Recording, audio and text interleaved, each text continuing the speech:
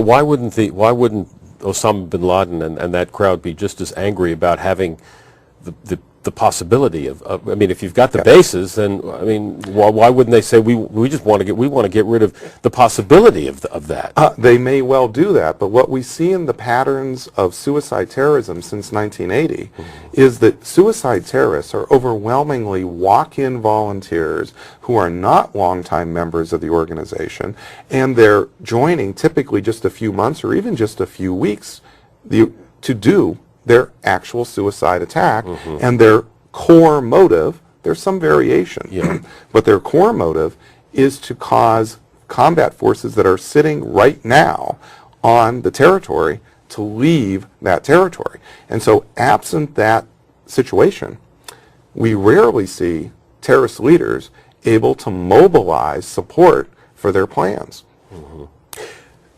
So you're saying the reason is not in and of itself then fundamental Islam, because there's a political goal to it. Isn't that part of your argument? Exactly right. Yeah. But it certainly feeds very strongly into religious ideology. I mean, give us a sense of the mind of one of these terrorists who's recruited. Give me a sense of what's going on in that person's mind and how the terrorist organizations recruit these people. We see three individual patterns in the individual motivations of suicide terrorists. Some are clearly interested in social prestige, which is why they make martyr videos or do it with friends, do it as part of friendship groups. The Hebron soccer team, for instance, 4 of the members of the Hebron soccer team conducted suicide terrorist attacks on the West Bank in the Second Intifada just 2 years ago. The second pattern we see is the desire for personal revenge against combat forces that have killed either close family members or close friends of the individual. And last November, you might remember that the woman, there were suicide attacks in Jordan. Well, one suicide attacker, her bomb didn't go off, and it was a woman who gave some very poignant interviews afterwards explaining that she had lost 3 brothers in Fallujah in Iraq. She was an Iraqi. She lost 3 brothers in Fallujah during the American assault on Fallujah, and in fact, she was interested in some revenge. And she seemed to show no remorse whatsoever.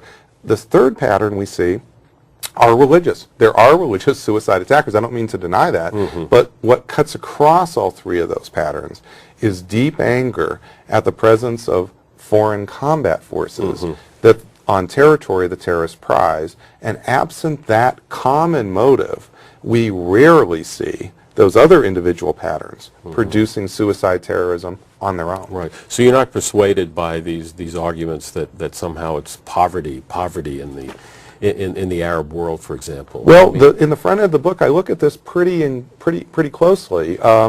If it were poverty that were driving suicide terrorism, then we would expect to see the poorest countries in the world generating suicide terrorists. And of the 180 countries that the World Bank tracks, we see virtually no suicide terrorism among the poorest 40 countries in the world. That is the bottom 20%.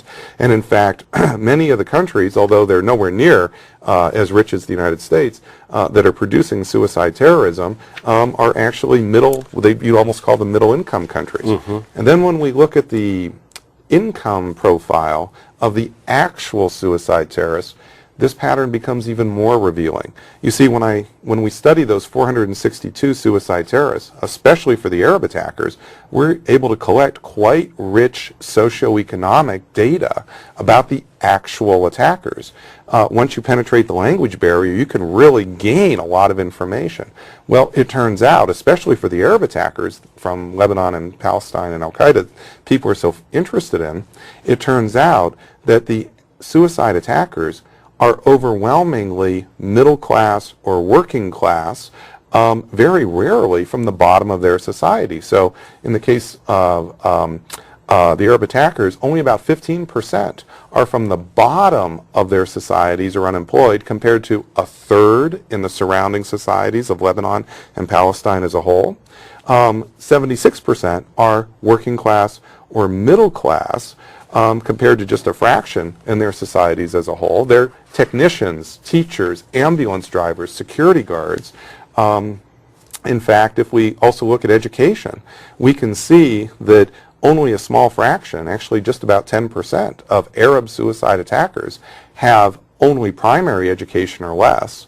In fact, nearly 40% have secondary education compared to just a trivial fraction in their surrounding societies. So whether we look at the economics of the country as a whole, or whether we actually look at the economics of the individual suicide attackers, what we see are suicide attackers are not the wretched of the earth. They're not the people that have so little to live for they'll throw their lives away easily.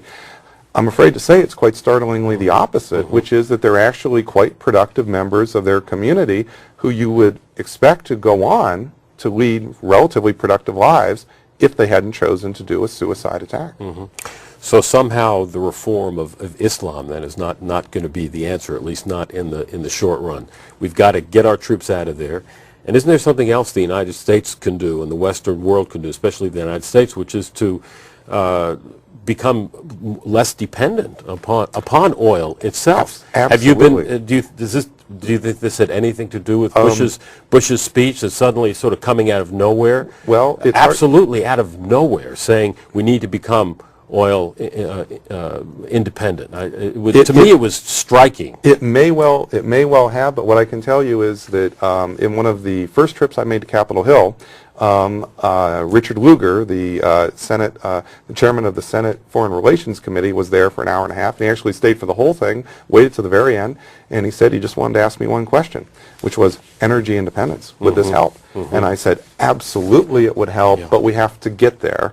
And this is, energy independence is something we should be moving toward so that we could achieve it by 2020, 2025, but we still have a 15 or 20-year window where we need to respond now. And so what I would say is you're absolutely right that offshore balancing should be our strategy maybe for 15 years.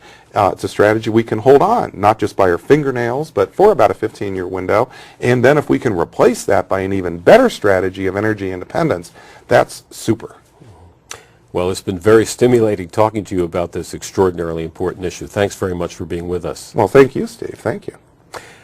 We've been speaking with Robert Pape, who is an expert on terrorism. Thanks very much for watching.